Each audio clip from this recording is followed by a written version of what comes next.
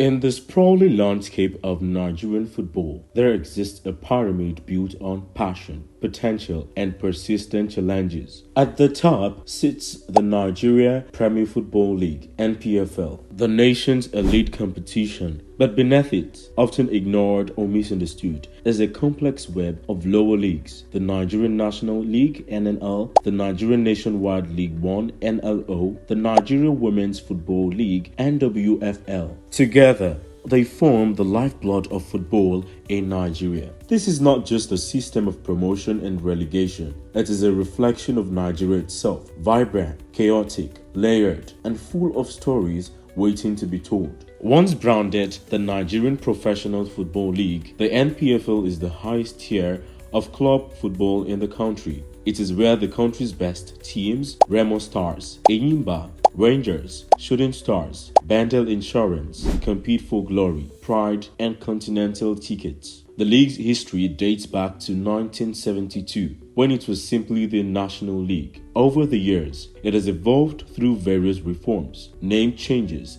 and formats. Today, under the Nigerian Football Federation (NFF) and the League Management Company (LMC), now defunct and absorbed into the Interim Management Committee (IMC), the NPFL runs a 20-team competition on a round-robin basis, typically starting between August and September and ending before summer the following year. Despite its status, the league faces chronic issues: inconsistent sponsorship, poor player welfare, low TV coverage, and infrastructural decay. And yet, it delivers in drama, in talent, in raw local energy.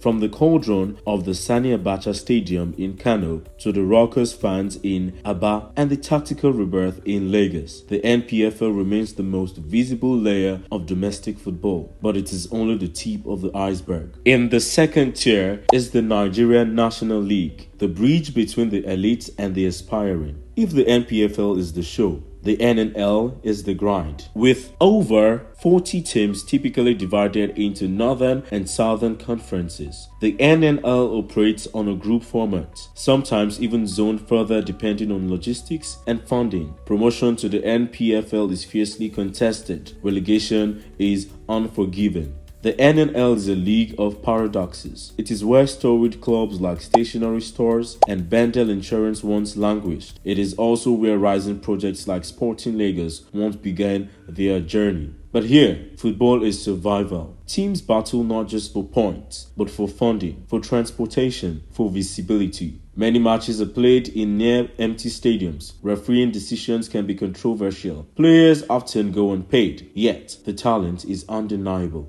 Each season, teams typically gain promotion to the NPFL, while others drop to the Nationwide League. For many, promotion is more than silverware, it is validation. In the third tier is where the football truly turns grassroots. The NLO, formerly known as the Amateur League, is the deepest of Nigeria's structured men's league. With over 300 teams spread across the nation, it is divided into multiple divisions, usually NLO Division 1 and 2. And grouped based on geography to reduce costs. This is football in its rawest form. Community clubs, school teams, university sides, and small-town outfits battle it out on sandy pitches and uneven fields. There are few match balls, referees are sometimes volunteers, jerseys are recycled across seasons, but the hunger unmatched. Many of Nigeria's famous players, from JJ Okocha to Ahmed Musa, were first spotted at this level. Scouts know the NLO is where unpolished gems lie, but the path upward is so steep.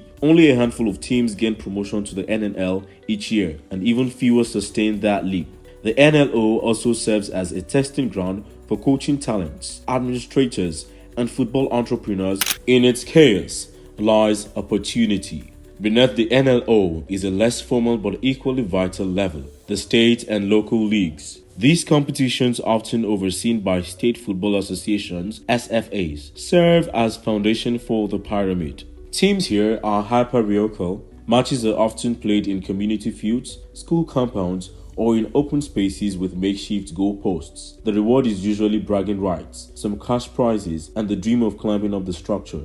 Some of these competitions feed into the NLO through playoffs or licensing. Others are one-off tournaments, but in terms of player development, they are invaluable. This layer also nurtures football culture, local rivalries, fan chants, and a strong sense of belonging. It is here that a child with no boots but raw talent can still dream of making it to the top.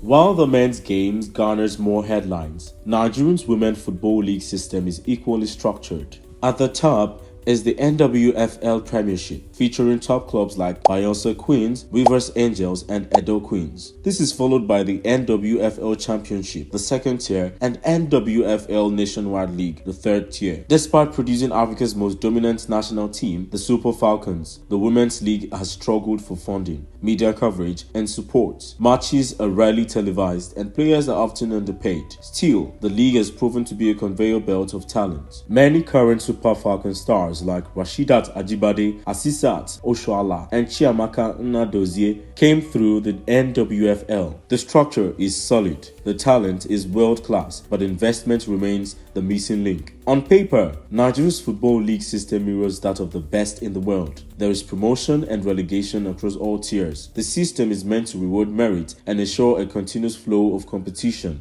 But the reality is more complex. Clubs often buy their way into higher divisions through licenses, especially in the NNL and NPFL. Some teams that earn promotion on the pitch fail to meet the financial and infrastructural requirements of the upper leagues. Others get demoted due to inability to complete fixtures. There are seasons where leagues don't start on time or at all. In some cases, results are overturned off the pitch. In many others, players go months without pay, leading to mass walkouts or mid-season withdrawals. This broken ladder stifles growth. Talented players get stuck, clubs lose faith, and fans switch off. Still, there is hope. New clubs like Sporting Lagos have shown what's possible with proper planning, community engagement, and marketing. The NPFL now has a broadcast deal, offering fans weekly access to matches. The NNL and NLO are slowly embracing digital coverage. Even women's football is seeing renewed energy, particularly around international tournaments. But structure must meet